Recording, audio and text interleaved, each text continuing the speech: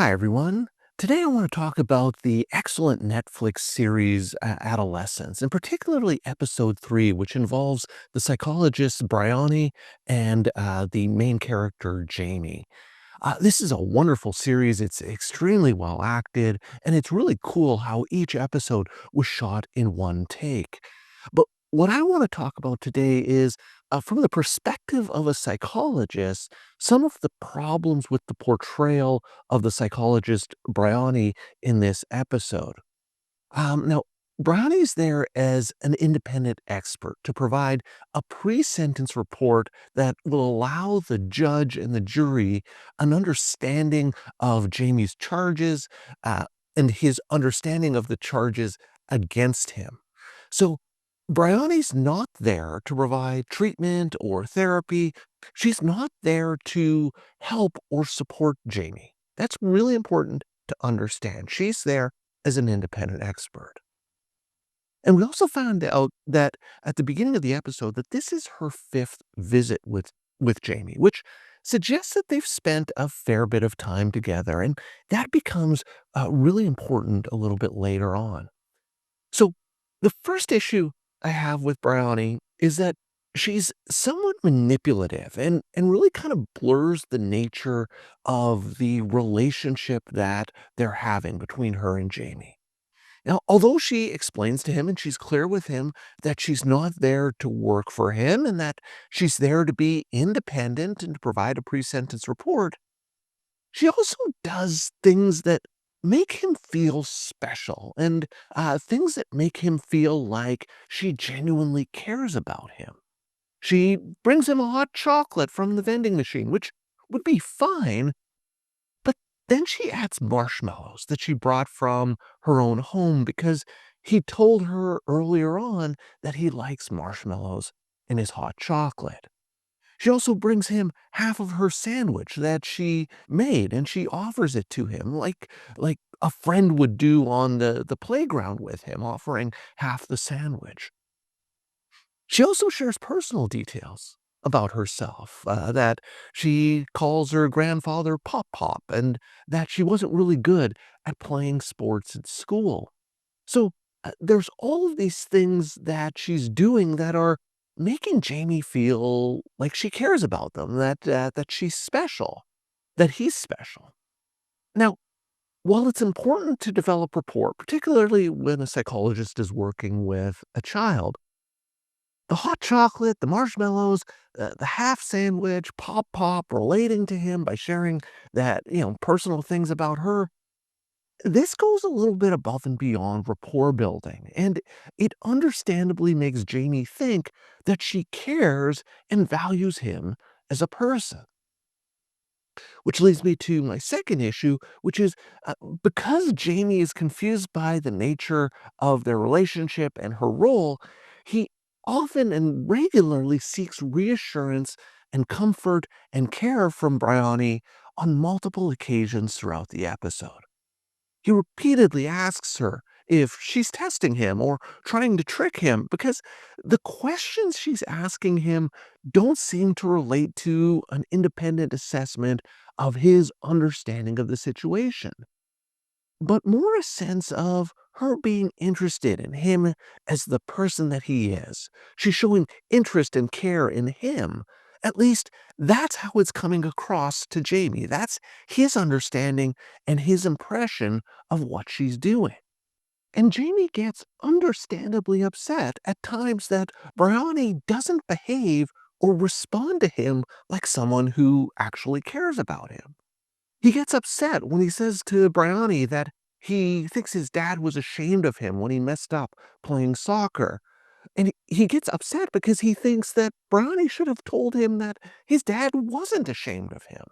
And that would be the case if she was a caring adult or his therapist, but she's not. And Jamie is understandably struggling to understand why she's not responding to him in a way that a normal, caring adult would, especially an adult who seems interested in him.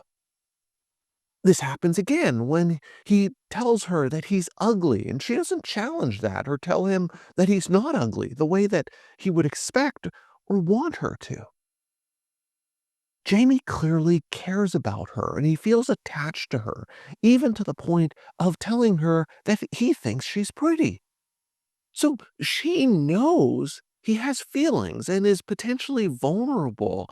And she kind of manipulates him because, on one hand, she's showing a whole bunch of signs of care and affection for Jamie, such as giving him half her sandwich and remembering the marshmallows in his hot chocolate. But she then refuses to give him reassurance when he tells her that his father's ashamed of him or that he's ugly. And this happens a third time when Jamie talks about how Katie bullied him online with the emojis, and he seeks reassurance from Brownie, asking her multiple times whether she thinks that Katie was a bullying bitch. Brownie's role there is not to give him reassurance or to provide him comfort or to help him or to advocate for him in any way. She's not there to show care for him. But she's led him to believe that that's the case, and that feels really manipulative, and you can understand why Jamie's really confused. And understand why he's confused even beyond his own psychological issues. And that brings me to issue 3, which is, Brownie has difficulty regulating her own emotions once Jamie lets it slip to her that he killed Katie and that he could have touched her, but he didn't, and that makes him a better person than other guys. Once that happens, it seems like a switch gets flipped, and Brownie loses all of her therapeutic skills. And she suddenly rapid fires 5 yes or no questions at Jamie. Do you understand what death is? Do you understand that Katie is gone and she can't come back? Do you understand that murder is a crime? Do you understand that if you're found guilty, you'll be held in detention? Do you understand who will make the decision about that? These 5 close ended yes or no questions are a sharp contrast to the first part of the assessment where she was very um, open ended, asking him all sorts of questions to get a sense of him and to make him feel like she was interested in him beyond these charges. It seems like these 5 questions answer the primary reason and the primary purpose of Briony being there. It took 5 visits of them seemingly talking about all sorts of random things like Jamie's grandparents or what they call bread, Jamie's views on women and masculinity. But the purpose of the assessment was to get his understanding of the situation. And these 5 yes or no questions answer everything that Bryony needed to know for her assessment. Now, look, I understand that this is a TV show, and the purpose is to advance the story and to give us an understanding of Jamie and what happened, and to be dramatic. But from the purpose of a psychological assessment for a pre sentence report, Brioni wasted a lot of time. But hey, again, we got to see great acting and it told a dramatic story, and it's clearly important for the plot. Uh, and then there's issue 4. And this was the part of the episode that bothered me the most. And it's how cruel and cold Brownie becomes toward Jamie. There's a complete lack of compassion or professional decency demonstrated by Brownie in the last few minutes of this episode.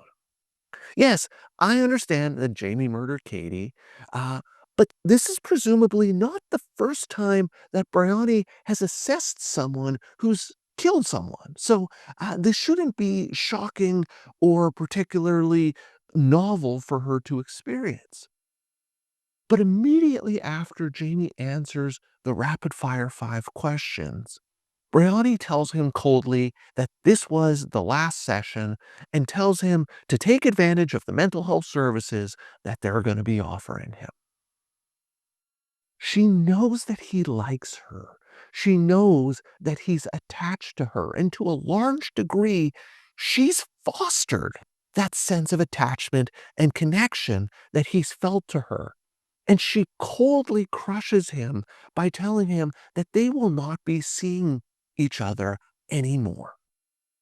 And this is understandably distressing to Jaime, who begs her to see him again, to which Brioni replies that she's needed elsewhere, like she's some superhero fighting crime and going from, crime to crime, and that she's needed somewhere else more.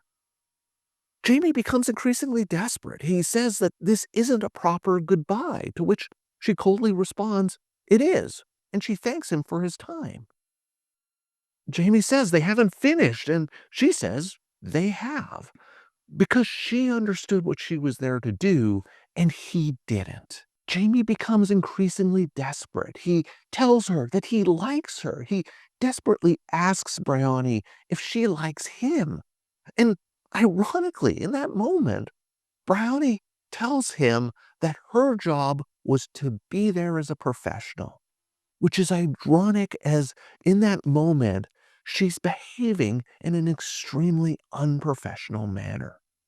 He continues to beg her for reassurance about how she feels about him, asking her what she thinks about him, to which she coldly replies, "This was really useful." And she watches as Jaime gets dragged out of the room, crying and begging her to tell his father that he's okay.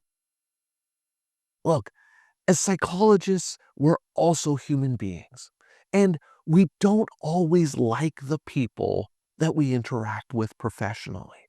And this is certainly the case in these forensic psychology types of assessments.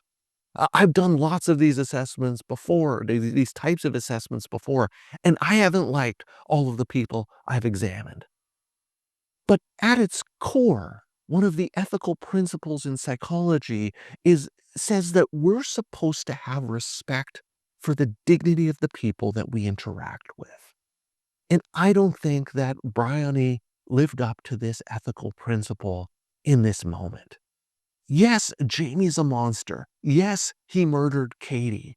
But she also needs to show him a level of respect for his personal integrity.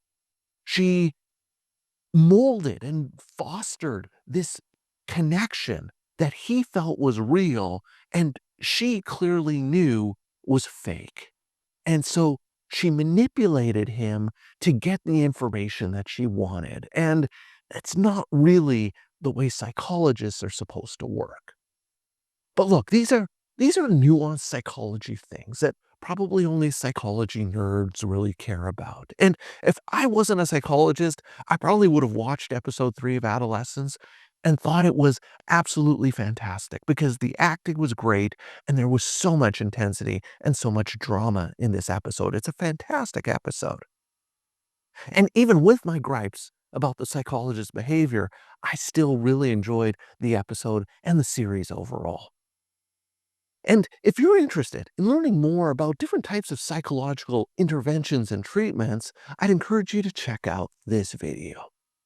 So that's all for today's video. As always, thank you for making it all the way to the end of this video, and I will see you in the next one.